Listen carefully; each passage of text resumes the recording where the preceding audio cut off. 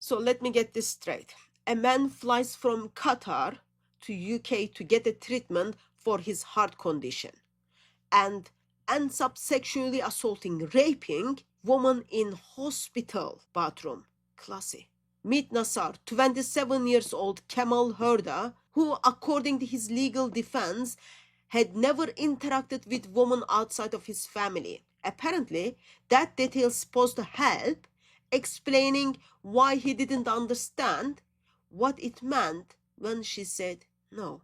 He dragged a woman into the lavatory cubicle and assaulted her and raped her. She was terrified, frozen, traumatized. She's still dealing with anxiety, isolation, fear. Her words, not mine. Her entire life turned upside down. And what does the defense say? Well, he is from conservative Bedouin background. He had minimum contact with women. He wasn't macho enough. He thought no didn't really mean no. Oh, so that's the get out of jail card now. Never interacted with woman? So when woman resists, he just thinks she's playing hard? Let me break this down. First, in every culture, in every language, in every desert in planet Earth, no means no. Body language, screaming, trying to break free, those are not exactly hard to interpret it. But here it gets worse. The defense says he only interacted with women in his family. So what is that supposed to tell us? That he learned such a behavior from practicing certain things to his family? He learned and practiced such a behavior in his house? So son and brother and maybe uncle is doing these things to the woman in his house? That is his world. Woman really doesn't have any right to say no, whether they are family or stranger. So he learned these things at home. He was only engaging with the woman in his house.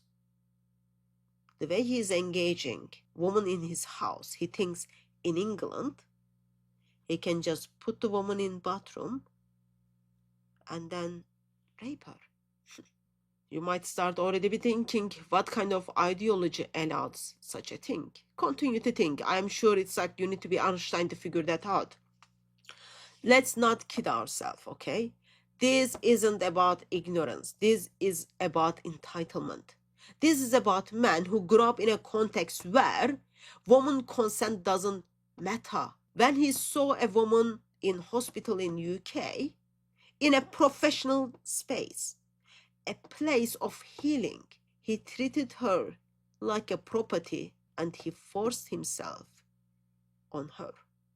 And as the fact this was even used as defense in the court, that's terrifying because it implies that there are places in this planet, entire culture bubbles, where men are still being raised with the idea that woman's body is theirs to take. That if she's not wearing burqa, she is available. That if she's alone, she is asking for it. Let's be crystal clear. This is not about race. This is not about ethnicity. This is about an ideology and social conditioning. And when that ideology meets with the Western legal system, that they are too afraid to call what it is.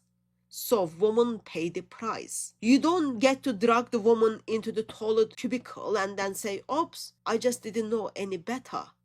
You don't get to use your lack of female exposure as a legal excuse for violence. If your ideology, upbringing taught to ignore women's consent, women are just a property, if that is your ideology is teaching you, then the problem is your ideology and you. And Western courts need to stop tiptoeing around this fact because the next woman he meets might not survive the next 5 minutes.